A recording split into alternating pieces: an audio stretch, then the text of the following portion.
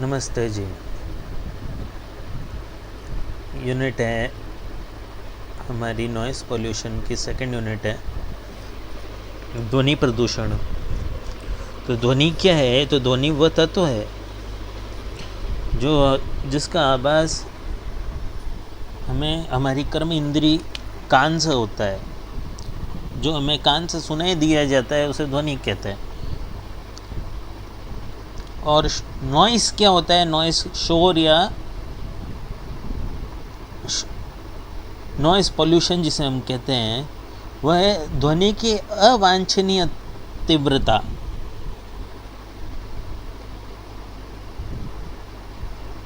तो यह एक प्रकार का अदृश्य प्रदूषण है। जब आवाज़ का स्तर सामान्य से बहुत अधिक हो जाता है तब वह ध्वनि प्रदूषण कहलाता है। वातावरण में अवांछनित ध्वनि जो व्यक्ति या समाज के लोगों के रहन सहन एवं स्वास्थ्य पर प्रतिकूल प्रभाव डालती है और उनके दैनिक जीवन और गतिशीलता के अंदर हस्तक्षेप करती है, वह ध्वनि प्रदूषण कहलाती है। स्लाइड में देखते हैं।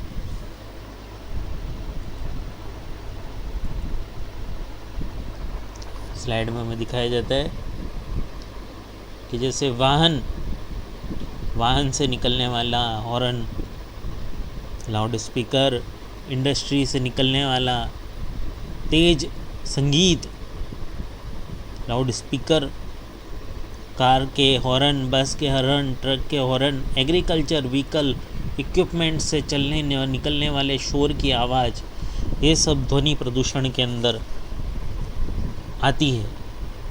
तो ध्वनि प्रदूषण के कुछ स्रोत हैं जिन्हें हम कहते हैं सोर्सेस। देखो चित्र में देखते हैं हम, प्लेन्स रिहायशी एरिया से जब गुज़रता है तो बहुत शोर की आवाज़ होती है। उसी तरीके से जब बहुत सारे वाहन एक जगह इकट्ठे हो जाते हैं और हॉर्न मारते हैं तब बहुत ज़्यादा ध्वनि प्रदूषण होता है। तो प्राकृतिक स्रोत तो है ही, जैसे बादलों की गड़गड़ाहट, बिजली का कड़कना, तूफ़ानी हवाएं, जिससे हमें असहजता होती है, वो प्रदूषण की श्रेणी में आते हैं। परंतु ये अल्पकालीन होता है, इसलिए इससे कोई हानि नहीं होती, ना कि बराबर हानि होती है। मुख्य रूप से जो स्रोत हैं वो मानवीय स्रोत है कि जैसे जैसे शहरीकरण बढ़ रहा है, नए नए उद्योग खुल रहे हैं, शोर एक गंभीर रूप लेता जा रहा है। ध्वनि प्रदूषण के मानवीय स्रोत निम्न हैं: उद्योग, इंडस्ट्री, फायर क्रैकर इंडस्ट्री से निकलने वाले फायर क्रैकर्स ध्वनि प्रदूषण करते हैं। हालांकि कुछ समय के लिए होता है, त्यौहार के अंदर, शादी ब्याह के अंदर, पर यह भी एक प्रकार का ध्वनि प्रदूषण है, ये कारण है एक प्रकार का। ऑटोमोबाइल, परिवहन, सार्वजनिक उद्घोषणा प्रणाली भी एक प्रकार का ध्वनि प्रदूषण का स्रोत है। कि जैसे आप रोज़ सुनते हैं कि लाउड स्पीकर्स के अंदर जो उद्घोषणा होती है वो ध्वनि प्रदूषण में आता है। व्हीकल के हॉर्न, यह भी एक पब्लिक एड्रेस सिस्टम है, सार्वजनिक उद्घोषणा प्रणाली है, ये भी ध्वनि प्रदूषण कराता है। अलग अलग सोर्सेज, मिसलेनियस सोर्सेज, विविध स्रोत, जैसे ऑटोमोबाइल, मरम्मत की दुकानें, निर्माण कार्य, ब्लास्टिंग वर्क मतलब पत्थर तोड़ना, बुलडोजिंग, स्टोन क्रशिंग, पत्थर को छोटे छोटे हिस्सों में तोड़ना, स्टोन क्रशिंग, और पटाखे, ये विविध स्रोत है। तो ध्वनि प्रदूषण मुख्य रूप से तो वाहन के हॉर्न ही हैं, ट्रांसपोर्ट व्हीकल के हॉर्न और उद्योग से निकलने वाले। ध्वनि प्रदूषण जिसे पर्यावरणीय प्रदूषण यह ध्वनि प्रदूषण के रूप में भी जाना जाता है। मानव या पशु जीवन की गतिविधि पर व्यापक प्रभाव के साथ ध्वनि का प्रसार है, जिसमें से अधिकांश एक हद तक हानिकारक है। दुनिया में बाहरी शोर का स्रोत मुख्य रूप से मशीन, परिवहन और प्रसार प्रणालियों के कारण होता है। मनोरंजन के साधन, प्रसार कारण प्रणाली जैसे मनोरंजन के साधन जैसे पुल के अंदर, मेले के अंदर लाउड स्पीकर व डीजे का उपयोग, अनावश्यक ध्वनि, आतिशबाजियाँ, वैवाहिक समारोह, सांस्कृतिक समारोह, इनसे निकलने वाली ध्वनि अत्यंत रूप से तीव्र होती है। विशाल जनसंख्या का शोरगुल, धार्मिक, सामाजिक, राजनीतिक रैलियाँ, भीड़, in school, college, bus stand पे भीड़, ये सब भी ध्वनि प्रदूषण के स्रोत हैं। अगला टॉपिक है मेजरमेंट ऑफ नॉइस पॉल्यूशन। ध्वनि प्रदूषण का मापन। चित्र में देखते हैं हम कि मापन कैसे करते हैं कि मानव के कान की संवेदनशीलता 30 हर्ट्ज से 20,000 हर्ट्ज तक है और ध्वनि स्तर डेसिबल, ध्वनि की तीव्रता जो हम नापते हैं वो डेसिबल में नापते हैं। तो डेसी का अर्थ होता है 10।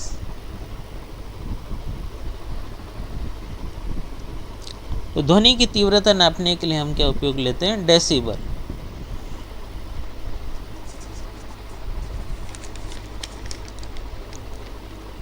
जैसे कि सामान्य बातचीत के समय 60 डेसिबल ध्वनि उत्पन्न होती है। कार से जब निकलते हैं तो जब कार गुजरती है तो 80 डेसिबल ध्वनि होती है। मशीन से, ट्रक से 80 से 100 डेसिबल ध्वनि निकलती है।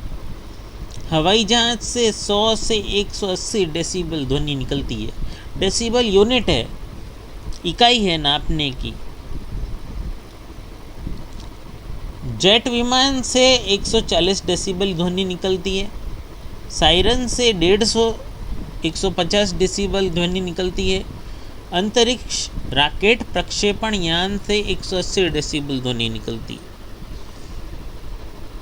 180 से 195। तो ये ध्वनि स्तर है, इसको हम नापते हैं डोसीमीटर, नॉइस डोसीमीटर से। तो ध्वनि की तीव्रता को नापने के लिए डेसिबल इकाई निर्धारित की गई है। मानवीय कान 30 हर्ट्ज से 20,000 हर्ट्ज तक ध्वनि तरंगों के लिए बहुत अधिक संवेदनशील है, लेकिन सारी ध्वनियाँ मनुष्य को सुनाई नहीं देती।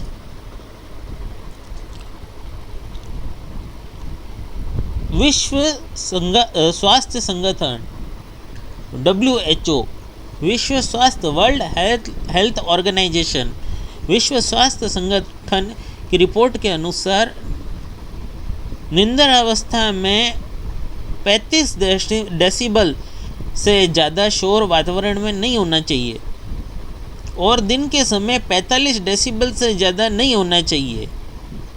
और अगर इससे ज़्यादा शोर रहता है तो हमें ध्वनि प्रदूषण के दुष्परिणामों का सामना करना पड़ सकता है। अगला टॉपिक है ध्वनि प्रदूषण के इफेक्ट ऑफ नॉइस पोल्यूशन।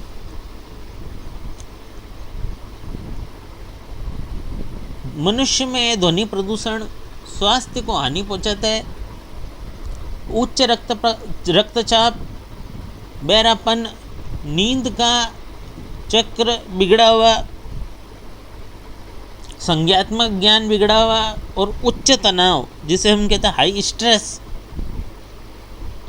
तो ध्वनि प्रदूषण से कान के पर्दे खराब हो जाते हैं, जिससे सुनने की क्षमता भी खत्म हो सकती है, बहरापन आ सकता है। कानों की संवेदनशीलता कम हो जाती है, जो शरीर के नियंत्रण में सहायक होती है। तेज ध्वनि में रहने से अस्थायी व स्थायी बहरापन भी हो सकता है। जैसे हम देखते हैं कि दीपावली के दिन अक्सर न्यूज़ में आता है कि पटाखा फोड़ा जोर से, जो कान के पर्दे वीक हो गए या सुनने की क्षमता चली गई, बहरापन आ गया। निरंतर तेज ध्वनि, लगातार तेज ध्वनि में कंटिन्यूसली रहा तो बहरापन आ गया। ध्वनि प्रदूषण में काम करने से क्षमता व गुणवत्ता में कमी आती है, एकाग्रता कम होती है, चिड़चिड़ापन आता है। ज़्यादा ध्वनि प्रदूषण होए तो ऐतिहासिक इमारतें, पुरानी इमारतों की संरचना भी कमज़ोर पड़ जाती है। तेज ध्वनि की खतरनाक तरंगे दीवारों को क्षति पहुंचाती है।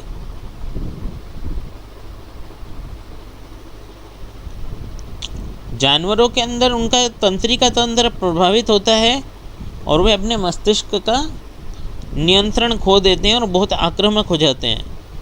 प्राकृतिक रहन सहन में भी बाधा उत्पन्न होती है, उनके खाने पीने आदि आदतों में बदलाव आने लगता है।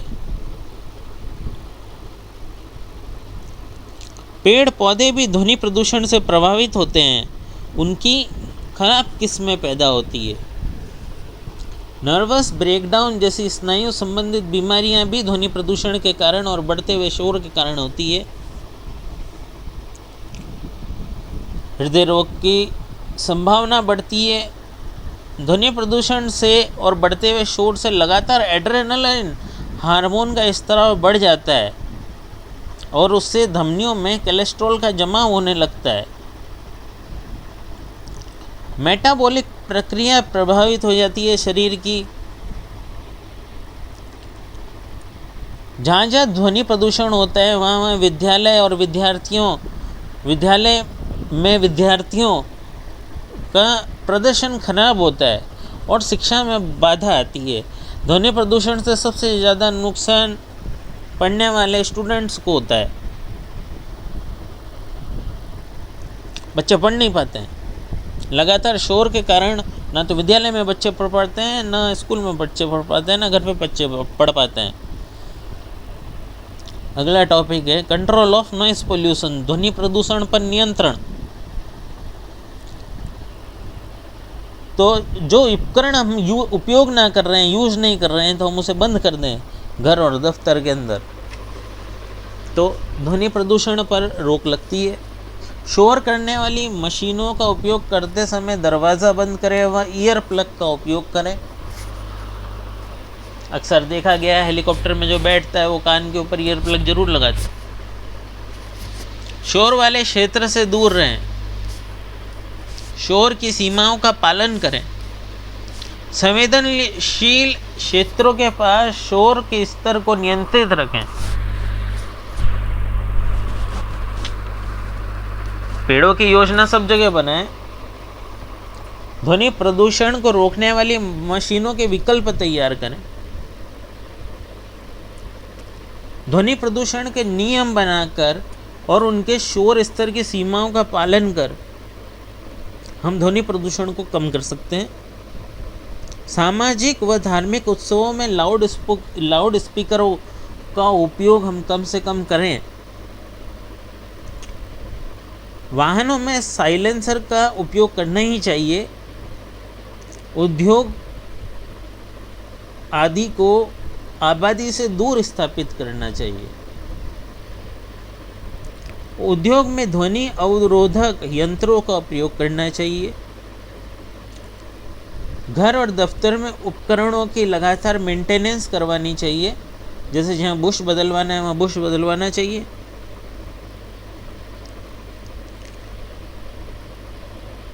उच्च ध्वनि उत्पन्न करने वाले प्रदूषकों के प्रयोग पर रोक लगानी चाहिए। औद्योगिक क्षेत्र व सड़क किनारे सघन वृक्षारोपण करके, क्योंकि वृक्ष ध्वनि प्रदूषण को कम करने का कार्य करते हैं और ध्वनि के लिए अवरोधक का कार्य करते हैं, बैरियर, साउंड बैरियर का काम करते हैं। तो इसीलिए औद्योगिक क्षेत्र व सड़क के किनारे सघन वृक्षारोपण करके हम ध्वनि प्रदूषण को कम कर सकते हैं। कुछ नियम हमें हमारे लिए भी बनाने चाहिए, जैसे हम वाहन में लगे हॉर्नों को अनावश्यक ना बजाएं और तेज़ ना बजाएं, और तेज़ बजाने पर उन्हें रोकना चाहिए। लोगों को ध्वनि प्रदूषण से होने वाले रोगों से परिचित कराकर उन्हें जागरूक बनाना चाहिए। तो ये यूनिट नंबर 2 एयर पोल्यूशन और नॉइज़ पोल्यूशन यहाँ पे ख़त्म होती है। कुछ प्रश्न हैं कि कार्बन डाइऑक्साइड, मीथेन और CFC हरित गैस है, ग्रीन हाउस गैस है, पर ऑक्सीजन ग्रीन हाउस गैस नहीं है। उसी तरीके से मीथेन को हम मार्स गैस भी कहते हैं। ये जनरल साइंस के प्रश्न हैं। मीथेन को हम मार्स गैस भी कहते हैं। ओजोन परत सुरक्षा करता है पराबैंगनी विकिरणों से पृथ्वी की। ओजोन परत हमारे पृथ्वी की पराबैंगनी विकिरणों से सुरक्षा करता है।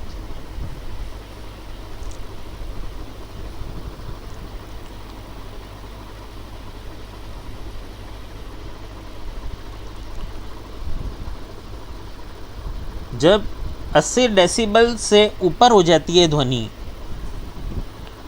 तब वह शारीरिक दर्द का कारण बन जाती है।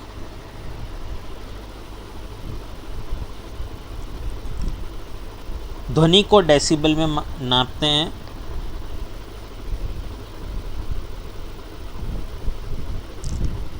जब हीमोग्लोबिन के साथ कार्बन मोनोऑक्साइड रिएक्ट करता है तो बेहोशी आती है। इसीलिए हमको कार्बन मोनोऑक्साइड जो उत्सर्जित करता है, जो भी प्रदूषण कार्बन मोनोऑक्साइड गैस उत्सर्जित करता है, तो हमें उससे दूर रहना चाहिए, उससे हमको बेहोशी आती है।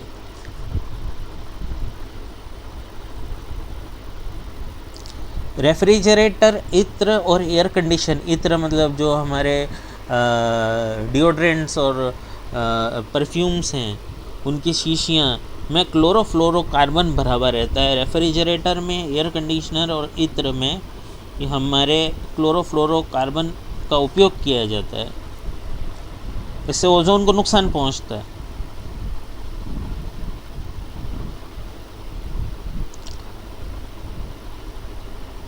तो कुछ सवाल हैं ये जनरल स्टडीज़ के कि केंद्र सरकार ने वायु प्रदूषण निवारण नियंत्रण कानून कब पास किया?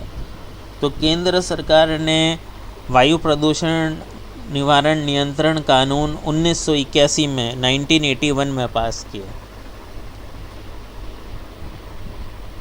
तो ये यूनिट 2 थी। यूनिट 2 कंप्लीट हो चुकी है आपकी। प्रश्न जो आ चुके हैं कि वायु प्रदूषण के कारण व प्रभाव क्या क्या हैं, और इनके 2 कारणों का विवरण कीजिए, वर्णन कीजिए। अम्लीय वर्षा से आप क्या समझते हैं? एसिड रेन से आप क्या समझते हैं? वायु प्रदूषण के मुख्य कारण लिखे। ये 3 प्रश्न तो आ चुके हैं पहले। वायु प्रदूषण रोकने के लिए विभिन्न उपायों का वर्णन कीजिए। ध्वनि प्रदूषण के कारण लिखिए और ध्वनि प्रदूषण के प्रभाव व इसके रोकथाम के उपाय लिखे। ये बाकी के 3 क्वेश्चन हैं, इनको हम डिस्कस कर ही चुके हैं पूरे डिटेल में इस लेक्चर में। धन्यवाद।